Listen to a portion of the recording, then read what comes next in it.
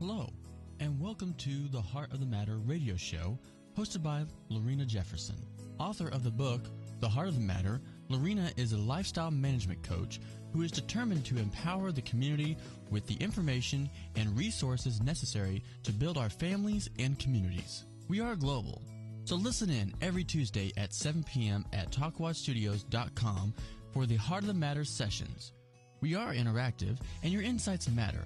So call us at 813-639-8255 to participate in our discussion. And now, let's get to the heart of the matter. Hello, and welcome to the Heart of the Matter. I'm your host, Lorena Jefferson, and this is my co-host, Victor. Hi, Victor. Hey. Hello, everyone. Thanks for joining us tonight. Thank you for joining us. I'm so glad so many of you gave me feedback on the last show. It was phenomenal, Victor. I mean, there were so many people who were able to take something from that, was able to really have great conversations, stimulating conversations with me. And I was encouraged because really that's why we do what we do. Yes, absolutely. You know, if we didn't get to the heart of the matter, then the show would be no good. And I was really grateful. So thank you all for participating. And don't forget to call in. We do want to hear from you. We do want to know what you think. Yes, we do. Yes. So make sure that you call in. It's an interactive show, and we want you guys to be right here with us, not feel like you're watching an entertaining show. Victor, I think that one of the things out of everything I want to make clear constantly is that we really are here to empower the families, to empower the community. We really want you guys to know that we're here because we want to be here.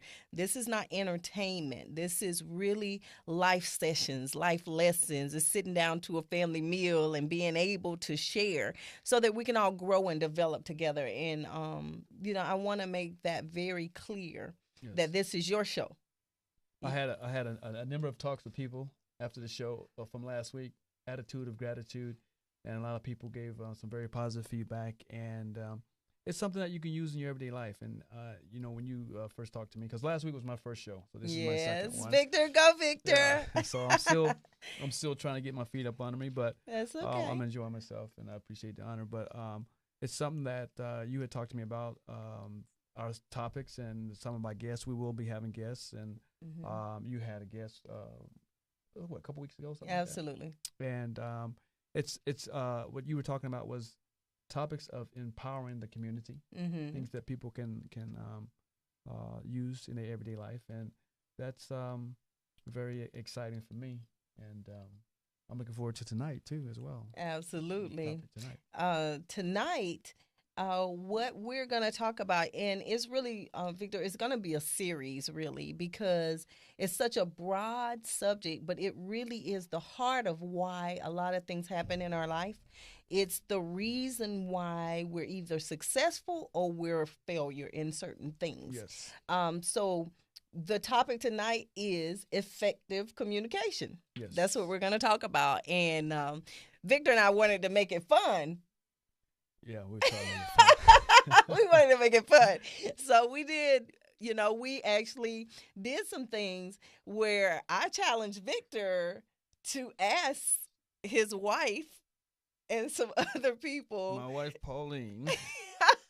Hey, Pauline. She's at Zumba right now, though. Go, girl. So, Go, Zumba. but she did give me some She feedback gave you on some it. feedback, so this is gonna be good. And I don't have a husband, but one day I'm gonna get one of those. And when I get one, then I'll ask him what type of communicator I am. But until then, Victor, I kind of had to ask my children. So I'm gonna share with you the things that my kids said too. I want us to really be real to you guys. I want you to understand that we don't rehearse anything that we do. Why? Because life is real. Because we really want to get deep, and we really want, as we're developing, because we're not different than you. No, not at all. You know, not at all. No. I mean, we've had talks off of this this show, and we're all growing, we're all developing, and what it's about is acceptance. And the way that we're gonna get where we're going is we have to admit where we are. That's true. And so communication is so key in everything that we do, in every goal that we set, in every promise that we have made to us. How are we going to get from here to there? Yes. Well, we have to know the path, and communication is step one. And so so many broken relationships absolutely. and families, friendships, you name it, can be restored with effective communication. Absolutely. Somebody said something that the other person didn't like and didn't accept, and the last thing they said was, "I don't want to talk to you no more. Don't you talk to me ever again." Mm-hmm. But effective communication can restore friendships, relationships, just by taking the time to communicate effectively. Yes. So, People should okay, keep that in mind Victor, tonight. what did Pauline say? About me? I don't think she's talking about me. We have yet to meet, but we will one day. Oh, my wife. This is something that my wife thinks is a core to any type of relationship, not just a marriage, but respect what the other person is saying. Mm-hmm. Allow the other person to say what they have to say without interrupting them. Sometimes we assume what the other person is about to say, and then we just interject without them finishing what they're saying, and allowing them to get their point across. Whether you agree with it or not agree with it, it's important to allow that person to speak completely, and then give them some either feedback, what you think you heard them say, or give them what your response would be to that. Without seeming hostile. Mm-hmm. Body So, language. Is that what she said about Yes. you? I What did she say? don't behave in that manner. I don't behave in that manner. I have some probably some family members or friends that may disagree with that. I think that might be life. Big shout out to Immokalee. Immokalee. Fort Myers. Yeah. Okay. I love my family, but yeah, I think that when you're able to speak completely without being interrupted, because when a person is speaking to someone about an issue and they're being constantly interrupted, that not only causes frustration and annoys them, but then it pushes them to try to speak faster to try to get their point across before you interrupt them. Mm-hmm. Yeah. And they become nervous or what have you, and the whole communication dialogue breaks down, Mm-hmm. and that's not effective. Absolutely.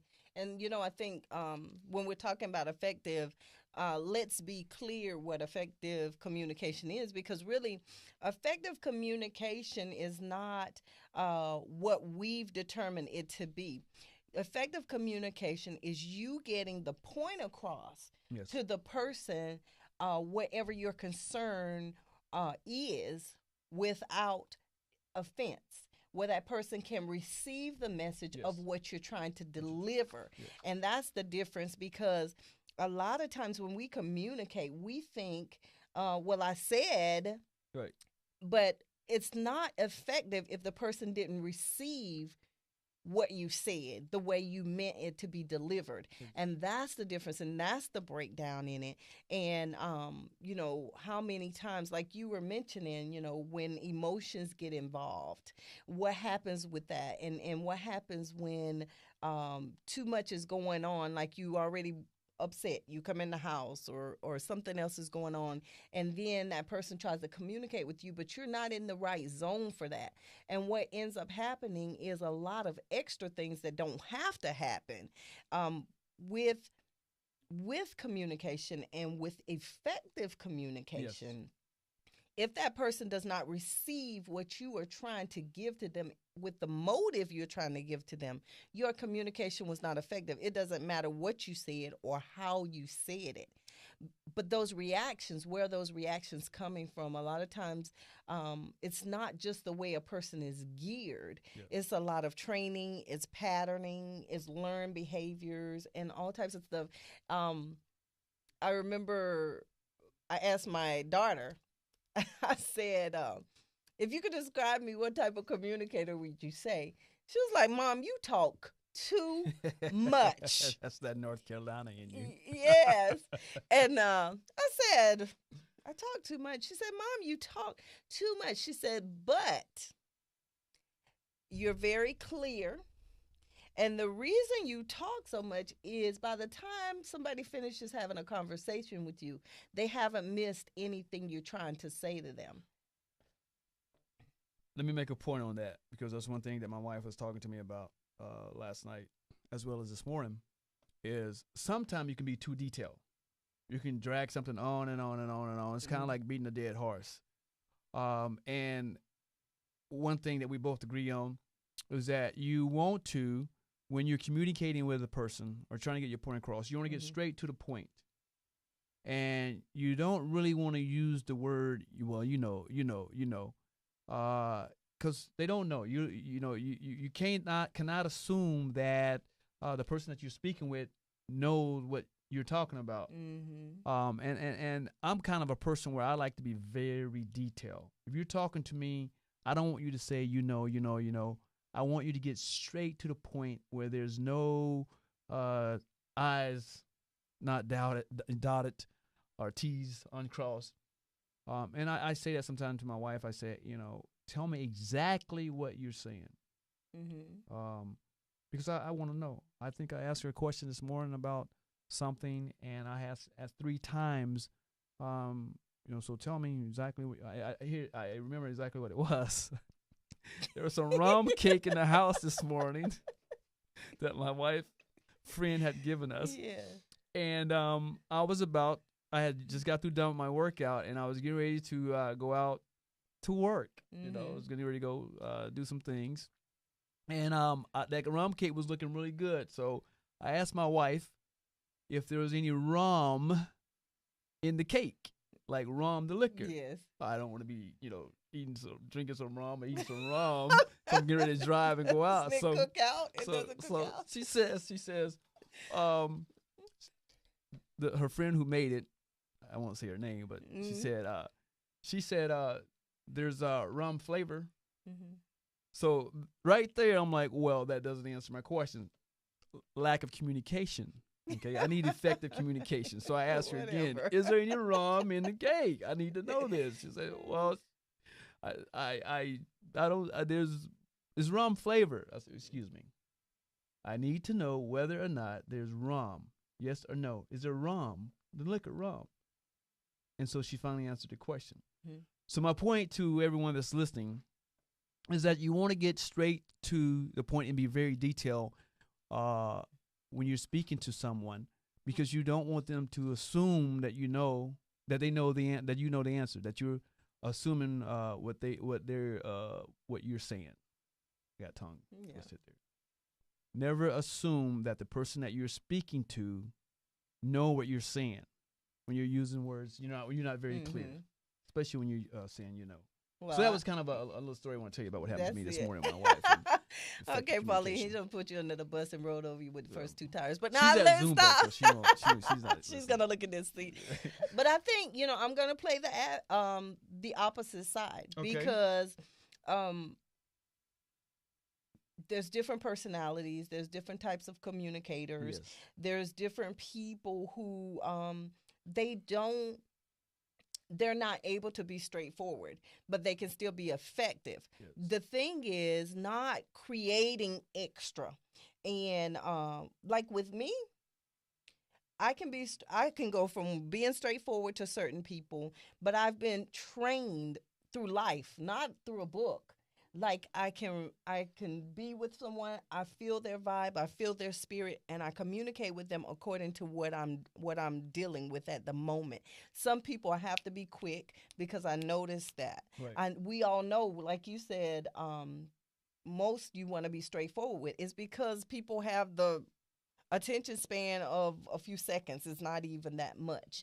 But the thing of it is, different people communicate different ways, and different people receive different ways. You'll lose certain people and certain personalities if you go straight in on them because they don't know how to handle that pressure. And the beauty of communication and the beauty of effective communication is our agility, our ability to take whatever that situation is, Right. to be able to be like a chameleon in that situation and come into that situation and be whatever that situation needs. Adapt to it. And you know what I mean? Because let me tell you something. This is a good story. There was this gentleman. Right? And I'd known him for like a year and something. And he was, I really like you. I like you so much. And he, he would come around and he would he gave me flowers. He did all these things. I jumped out of my car one day early in the morning. He scared the, busy out of me because he came up behind me early in the morning and he had baked these huge, beautiful muffins because he liked baking, right? Yes. And so it was in this box with a bow and all of this stuff. And he had, through the year, he had done all these things to court, to, Yes. all these things. And so I would always keep him, At a distance. at a distance, but we had a friendship. And he would always say, if you just give me an opportunity, why won't you just give me an opportunity? And so a year and a half later, I was like, okay, I need to get past this thing I have with, just taking a little more chances in a relationship. Mm-hmm. So after 20 years of being married, yes, I have some baggage. So I'm so sorry if It's not it's bad. an You have to issue. apologize for that. Yeah. So what is happening is I'm being reconstructed through that. So this gentleman hadn't shown me any signs that, and I was like, it's just me. Maybe it's me. Right. So I finally said to him, okay, because I said, I'm trying to grow. This is an area I really just need to be a little more trusting in and not afraid to live in. So we can give this a chance, is what I said to him. So you communicated that to him. I communicated that to him. Okay. This is the thing. We planned on having a dinner, but he was running late. And so I said, and it took everything in me, Victor, because let me tell you, I was so hurt. I know. Yes, you are. I am. So, but I was like, okay, I gotta trust. I gotta give it a chance. I gotta live. Mm-hmm. So I said, well, how about I cook for you? Instead of, because you're running late, I'll just have everything done and I'll cook for you. It worked out. And so he said, okay. He comes over. First time I let him in my house, because I don't let anybody in my house. No, you don't. And so I let him in my house. I'm all, like, okay, I'm going to put forth every effort. I'm going to try not to hold back. I had my little self-talk. I'm going to be open for this. I'm not going to judge. So he comes in and I prepare his plate for him. Now, remember, he's a baker. Well, not only is he a baker, his family owned a restaurant. So He gets the plate. He looks at the plate. He looks at all the food, and he goes and he sits down. I see him moving the food apart from each other. And as he takes each bit of the food, he's, oh, this needs a little, oh, and I got to teach you how to do this because the way my dad does it, and then he critiqued the whole plate. Well, with my personality, it's kind of different. It wasn't insulting to me. I thought it was funny. And so when he did that, I said, well, you do have to teach me that. If you think that I can do it better, I'm open. Yeah. So after he finished eating, he came into the kitchen, went into my cabinets, started pulling the seasonings out, and was putting them in my food. So I was like, wow, you're really serious about this. I'm trying to understand. And he said to me, why don't you let me do the dishes? So I said, okay. Again, I'm kind of weird, but that was a gift for me. Yes. That he do the dishes. So I left out of the kitchen. He's doing the dishes. Next thing I know, I hear my pictures on my bar being shuffled. I look and he's shuffling my pictures. He's taking my pictures off the bar and he's putting them up over the cabinet in the kitchen. And I said, what are you doing? He said, it's a little too crowded in here. You need to be more organized. This is the first time that This is the first time he came in, our first date. I said, well, maybe I do need to be more organized. So I let him do it. I'm telling you, he was in my kitchen for 2 hours. I looked up, he was wiping down my walls. He rearranged my silverware. So what was he communicating to you? And I wasn't judging it. That's the thing. Like, I was like, he is so strange, but I love it because he can actually keep me organized. Like, I'm the opposite thinker. Right. For me, that was like, and I noticed that the gentlemen that I attract are all, they have these things for cleanliness and strict cleanliness or organization. So anyway, I let him do everything. He was at the end and I walked by the door of the kitchen and he said, why don't you grab a mop and help me clean the floor? I said, no, I'm not going to do that. And he said, what do you mean? I mean, let's clean the floor. I said, no, what you're doing, I'm cool with it. I think it's cool. I think you could really get me together. But this is your thing. This is not my thing.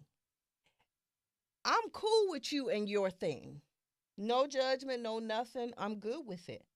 It's not my thing. I don't want to be involved in it. You do you, and then I'll be waiting for you in the living room. When you finish, then we can have a talk.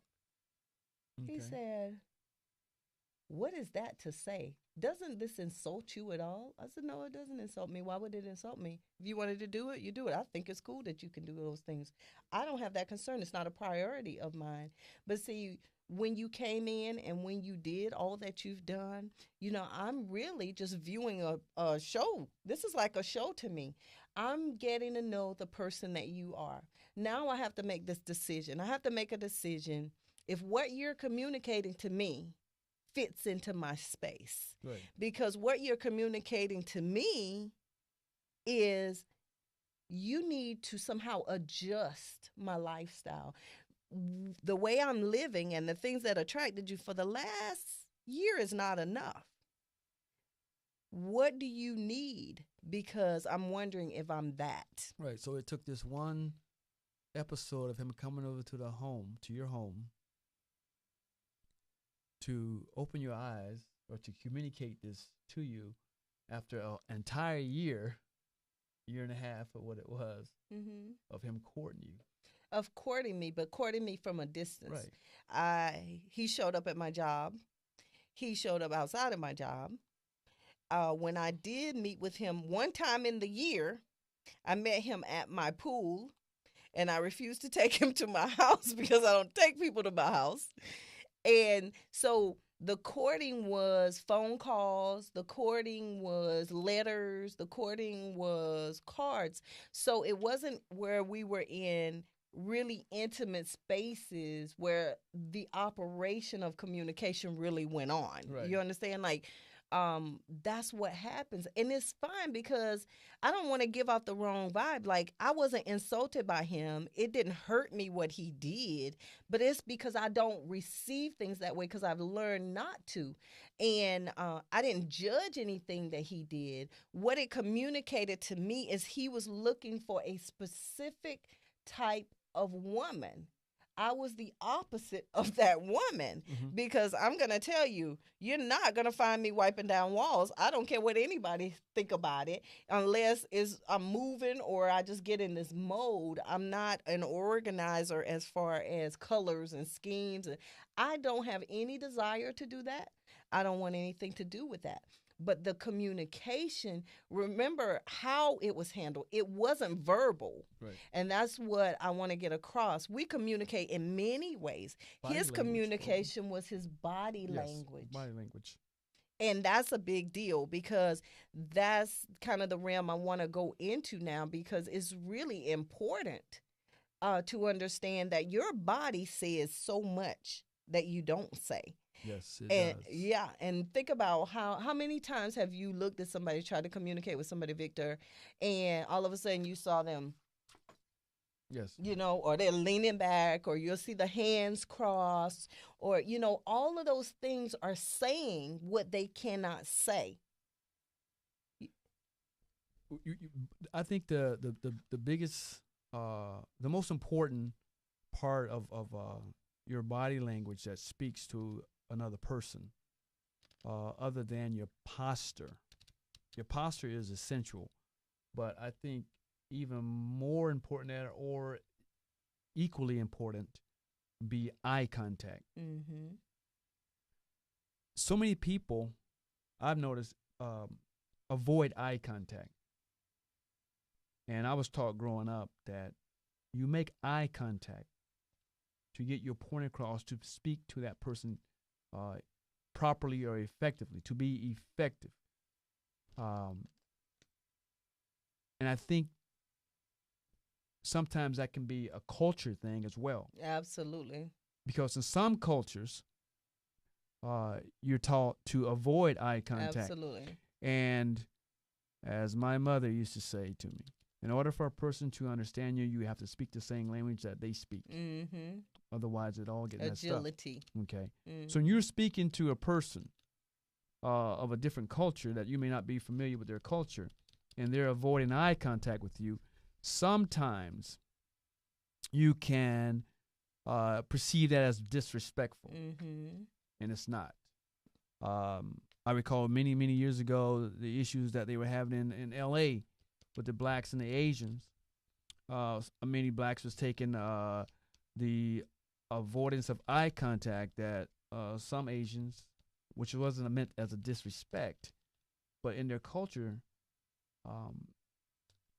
they were taught or they believed that eye contact was a sign of disrespect. So they would avoid eye contact, mm-hmm. which was not a sign of disrespect. But if you're not familiar with that, then you have a miscommunication. Absolutely. Could be a serious problem. So within our own culture, eye contact is perceived to be respectful mm-hmm. and getting your point across. So that's a body language that is important. The way you stand or sit with the person as they're speaking to you is important. And you can go from, relationships to friendships to even roommates. Mm-hmm. Effective communication is so important, especially even, in with roommates. Mm-hmm. Roommates have fights. I had disagreements when I was in college and when I was in jail. Mm-hmm. With my roommate in jail. Did I tell you to put my hot pot down? Yes. That's right. If you don't communicate. We're talking real life here. That's right. You have to be able to communicate effectively. That's right. Okay. And understand each other to resolve any issue that you have or to get your point across. Sometimes it doesn't even have to be an issue. You just may have something that you want to discuss in your relationship, or you may want to discuss with the other person, and you want to be able to get your point across effectively. And eye contact, people, eye contact is so important. It is so essential. Because my wife pulls me back on this sometime, because I talk to her about people that I've spoken to, and I say, they won't even look at me when I speak to them.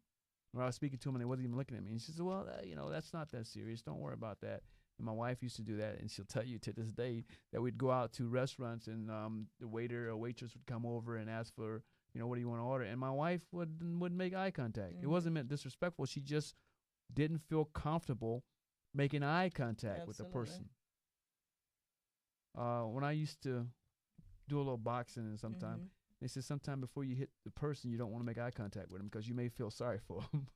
So you look at their nose, or you look at their chest. Well, you could put that with conversations and relationships too, because I just really think that those are good points. And even, Victor, I think to go so far as to understand that you can communicate without really communicating anything verbally. Yes.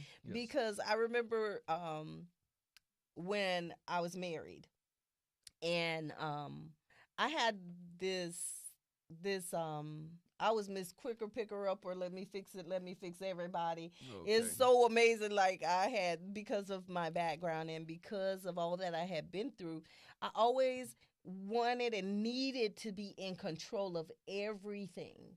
And what was so amazing is, but I didn't want to be in control. I didn't want to be controlled, but I wanted to control everything. Yes. And so the things that I would communicate, sometimes my ex-husband would say things like, well, what's wrong if I don't do it the way you think I should do it? Why is there one way to do everything? Why? Well, because I know. I already, it was like, because I know what's going to happen if you do it this way. And so if you just do it the way I'm telling you, then you wouldn't, And the thing that broke me from that dream world I was in, yes, was I was very disturbed. I don't even remember what it was I was disturbed about, but I remember emotionally I was struggling with something. And my ex-husband was kind of the same. If he saw me in any type of distress, he saw me struggling with anything, he always wanted to fix it. And I remember the words running out of my mouth. I said to him, I don't want your opinion. I wasn't asking you to fix it. I just needed you to listen. Can you just be still? And listen. Yes. And communication, and effective communication, is sometimes just shutting your mouth and really evaluating, what does this person really need? Even if they're coming across angry, even if they're sad, what do they really need? Because if you take the time to quiet it down without needing to know everything, without having a quick answer and thinking it's a cookie cutter situation, yes, what can happen is, if you really listen, you will realize that that person really needs something. And sometimes it's simply an ear. Yes. It's simply an ear. That is one of the most effective forms of communication it is. And those breakdowns happen a lot in parenting. It happens a lot in parenting because, we look at children as little people. We don't give them the value that they deserve. And a lot of things that they say is pure and is innocent, but it's just straight up truth. Yes. But the first thing we'll say is, stay out of grown people's business. Just go sit down somewhere.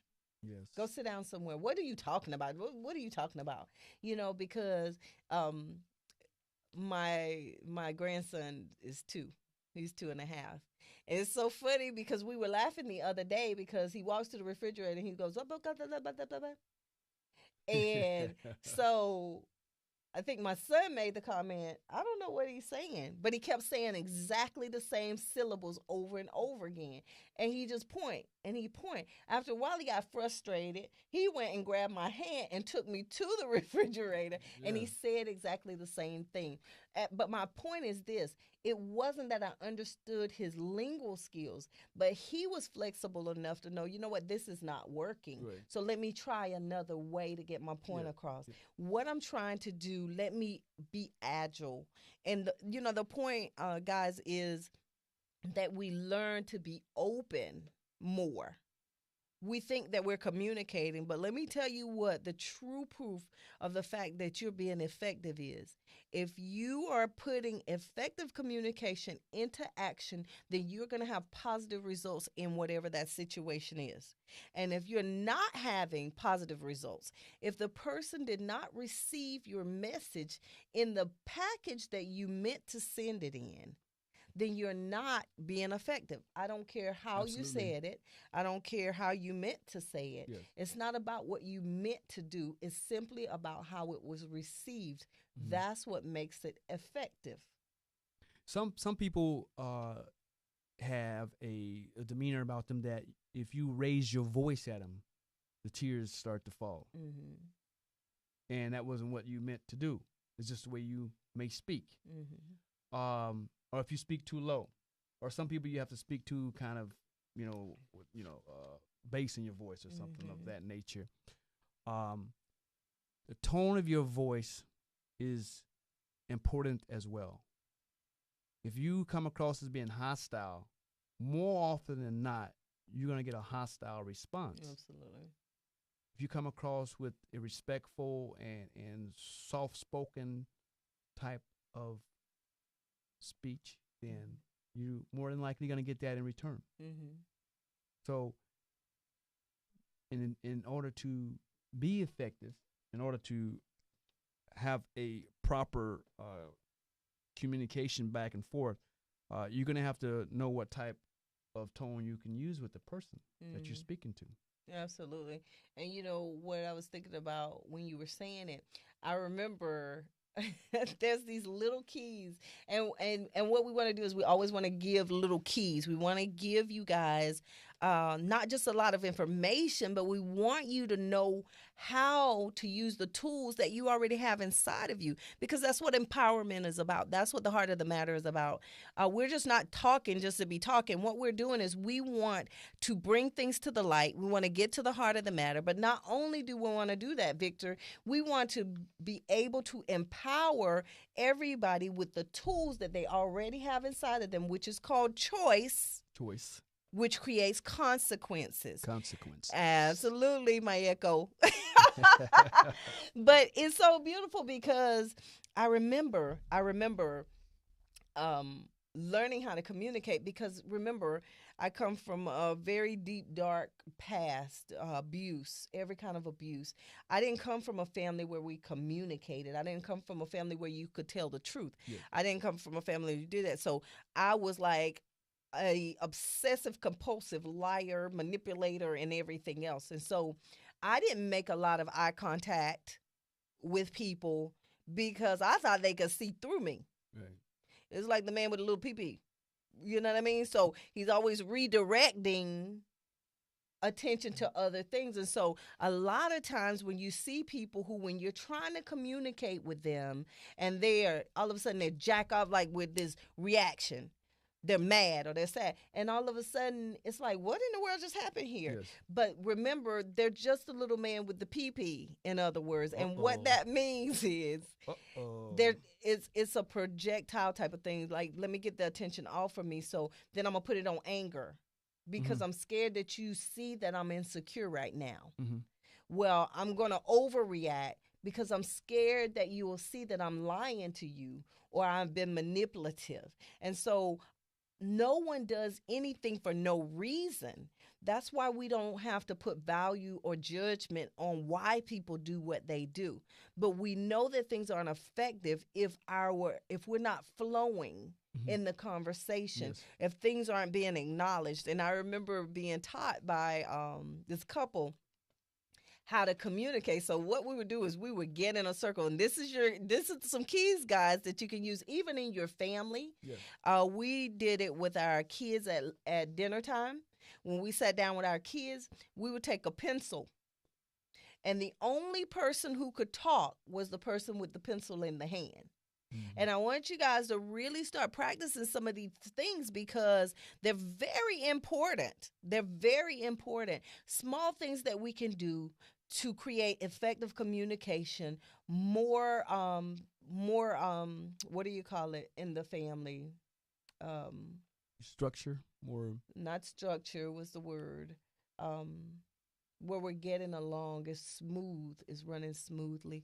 Whatever the word swag. is. That's called you swag. Guys, whatever. More family swag. Anyway, conduciveness, whatever we want to call it. But what we want to do is, we used to sit at a table, Victor, and whoever had the it's like me. Okay, I'm holding this, right?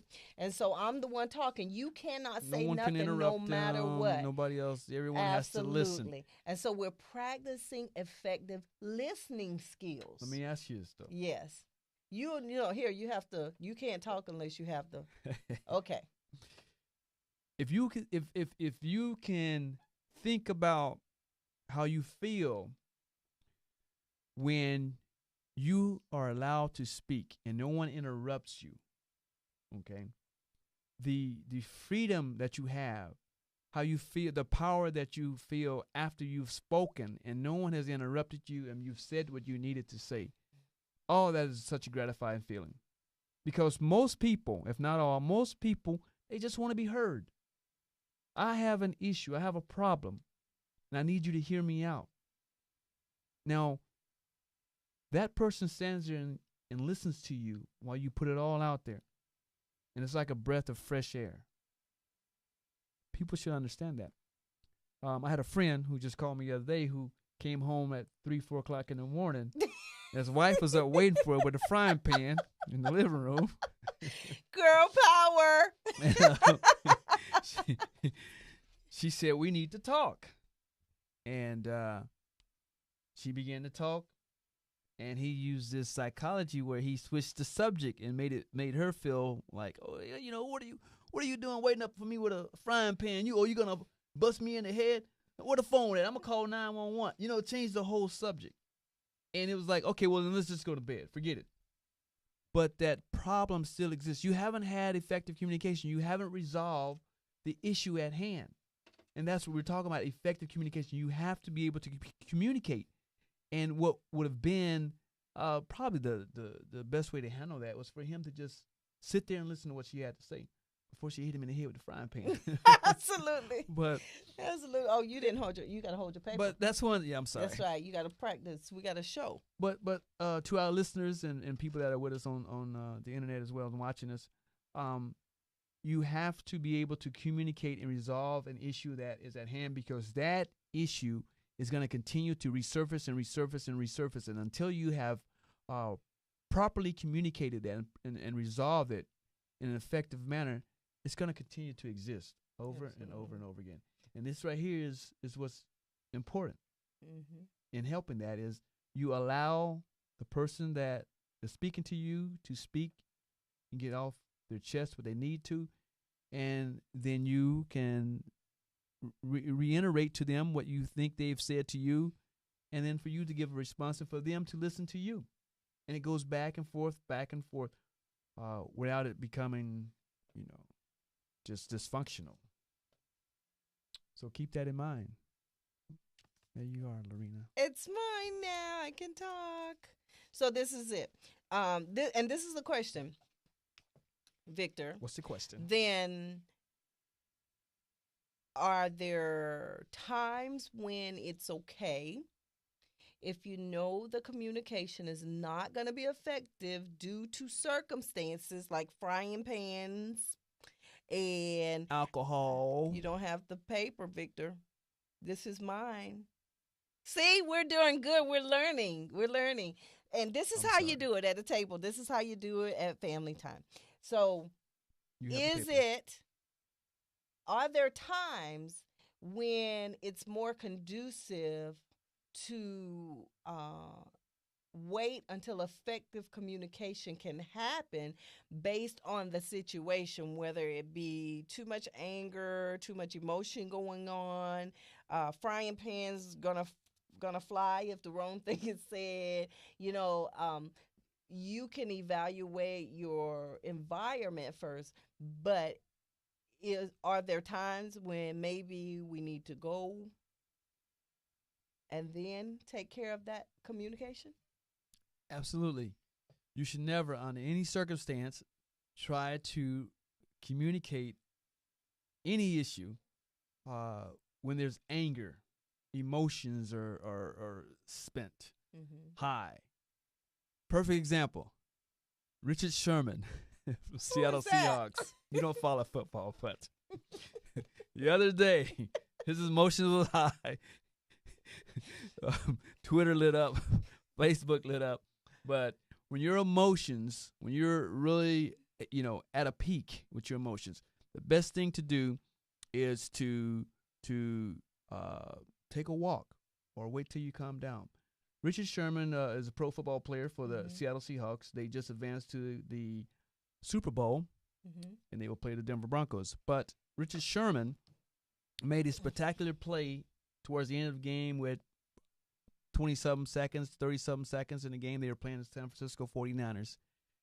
And he had a beef with one of the players from the 49ers, Michael Crabtree, who was a wide receiver. And so there had been some jawing back and forth leading up to the game, something that apparently I had read that they had a beef way back a year ago. But anyway, he made a spectacular play that caused Seahawks to intercept the ball in the end zone, and Seattle advanced to the Super Bowl. And Richard Sherman was very emotional. At the end of the game, they immediately spoke to him, interviewed him, right when the game was over with. And he was still on cloud nine. He was up there. And he just went off about how he's the best cornerback in the league, and the guy from the other team is sorry. And he just said some things that some people perceived to be disrespectful. Some people thought that it was totally uncalled for. But my point about effective communication is that that wasn't the time for him to speak, I don't believe, right after the game. He should have waited. And actually, the NFL do have a rule sometime where you give the players time to go in the locker room and cool down, and then you can interview them. But he didn't. It was right at the end of the game. And that's what we're talking about as far as being effective in your communication. You come home, you and your spouse get into a disagreement. You both upset about something. You want to resolve it, but that is not the time to maybe discuss it, because sometimes things can be said that you can't take back. It's already out there. So take a walk, take a bath, take a shower or something, read a book, just cool off. Maybe, talk about it in the morning, get a good night's sleep or something. But one of the worst times to communicate about an issue and try to resolve it is when there's anger, when you're upset, when your emotions are highly involved. And another one is when you're under the influence of alcohol or drugs. Yes. That would be a no-no. Yes. There are so many times that You don't know people what have you're said, saying. didn't even notice. I said, what? I did what? Yes. Do not. There's things that You we have can't take said back. under the influence of alcohol that we would not have said if we were not under the influence of alcohol. So never. Wait till you're in the right mind to do that. So I think that if we all do that, communication can be a lot more effective. Absolutely. And I was thinking also, I remember in the training for communication in my marriage, we took these classes, and how to effectively communicate without offense was a very important topic. Yes. And we practiced that, and it was very powerful, because really you have to remember why we're emotional, why we're communicating the way that we're communicating. What we've done is whatever it is that is in us, whatever it is that's outside of us, whatever it is that we've seen, when someone does something, you decide how you're going to react or respond to it. Yes. And that is what's going to determine how effective your communication is. And let me tell you how serious it is, because it's really simply choices. Yes. It's simply choices. And this is how you know. Free will. Your wife could walk in and say, you know what? I just really think that you should not wear that shirt again. I don't like it. I think it hugs your body a little too much. I just think it's a little too much. What do you mean it's a little too much? It's a shirt. I mean, what's wrong with my shirt? I like my shirt. Your mom comes in and says, Victor, son, don't wear that shirt. You don't need that kind of attention. Okay, Mom. Wow. And that's what we do, and we don't realize how much we judge, compare. And that's what is determining and dictating the effectiveness of our communication. Because imagine saying to your wife, I don't like that shirt. I just think that shirt's a little too tight. Don't wear that shirt. If you were offended, imagine the ability to say, well, babe, when you said that, I felt. Mm-hmm. You keep your power. What do people normally say? You made me feel like you didn't trust me because you didn't want me wearing that shirt. You made me feel. It's not possible. People do not have the power to make others feel. No, what you did was you received the information from her, and you decided, her information I'm going to internalize. Her information meant me harm. Mom came in. Well, Mom always looks out for me. That's my mom. I can trust my mom. So whatever she says for me has to be the best for me. It was the same information. What was the difference? The decision, the choice you made to receive it a certain way, to take it and react to it, as opposed to taking it and responding to it. Even if you did want to wear the shirt again, how do you keep the harmony in that relationship, in that situation? Well, babe, can you sit down for a second? What exactly is it with the shirt? Yes. Well, I don't like it. It's just a little too hugging. And I just wish you wouldn't wear it again. That's important, Lorena. Yeah. That's very important. And imagine being able to stay clear-minded because you're responding. Yes. Because really, what is she saying? Really, she's saying, I'm feeling a bit insecure. Yeah. Or I need a little more love. Or I need a little more attention from you. Really, that's what she's saying. But unless you Why don't she just say it then?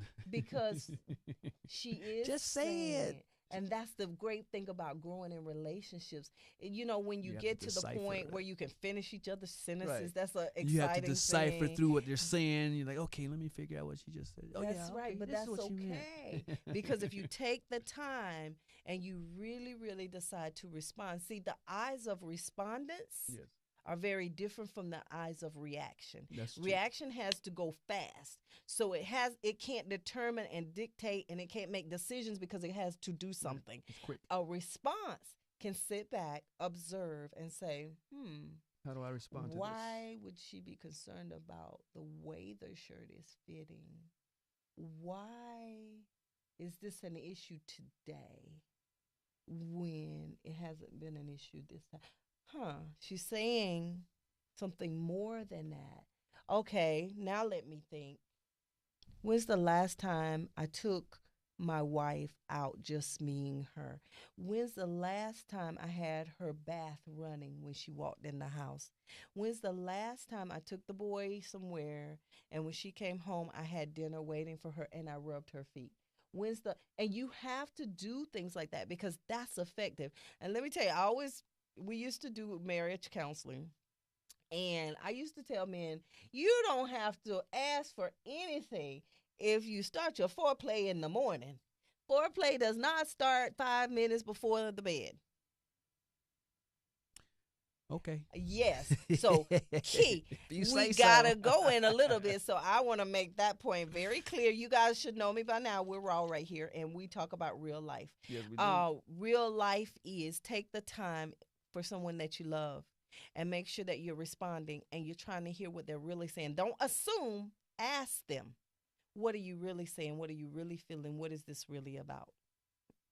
Now, we're going to have to go in just a few minutes. Victor, you want to say anything? You got anything else you want to say? Well, one thing I'd just like to emphasize to our listeners that I kind of avoided earlier was that when speaking to someone and you're trying to resolve an issue or communicate, stay away from using an accusatory tone, accusing someone of this, accusing someone like that, using words like, you always do this, or you always do that, or you always this. Absolutely. It's not always.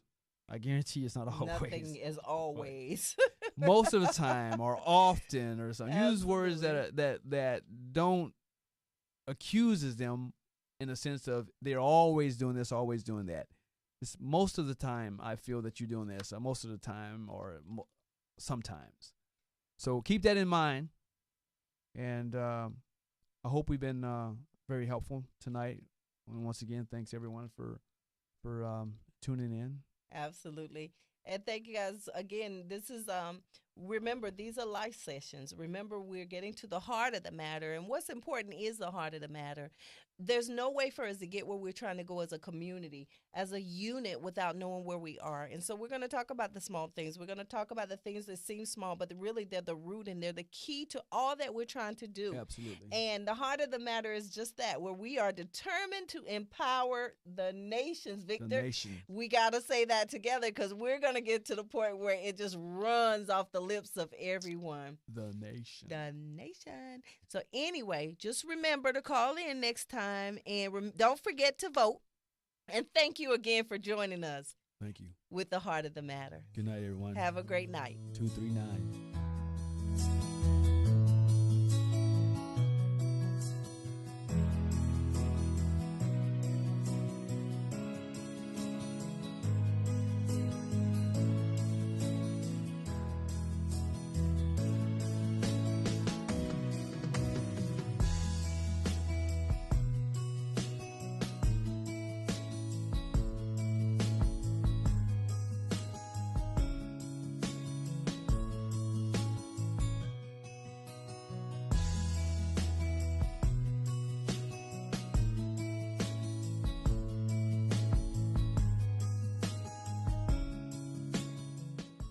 The Heart of the Matter is impacting lives globally. You're invited to tune in with Lorena Jefferson every Tuesday at 7 p.m. here at TalkWad Studios for more tools of empowerment and inspiration. For more information, contact Lorena at prestigewellnesscenter2@yahoo.com or by phone at area code 813-273-8700. Until next time, remember, mystics swim in the same water that psychotics drown in. It's simply a choice of how you see the water.